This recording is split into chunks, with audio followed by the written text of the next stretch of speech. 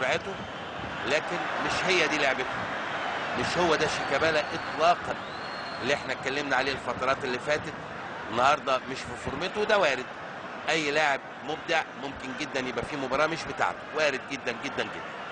نقلتين ثلاثه لشهاب، شهاب بطن رجله من ناحيه الشمال بكعبه احمد فتحي، 3-4 نقلات. جilberto يهدي اللاعب النادي الاهلي ويتنقل براحته خالص، 3-4 نقلات.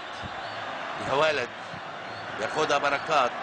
حسام عاشور في اليمين، شريف عبد الفضيل. عندنا 5 دقايق، انتوا عارفين وقت بدل ضايع. بيعد جمهور الاهلي، بيعد النقلات. يا ولد جilberto، بركات، جilberto، ارضيه، شهاب او احمد فتحي.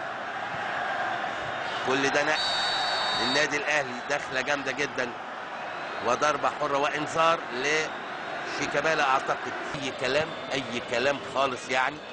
ما اعرفش ازاي فرانسيس ده بيلعب في النادي الاهلي، مانيش عارف جه ازاي وفين وليه وبكام. اسئله كتيره جدا.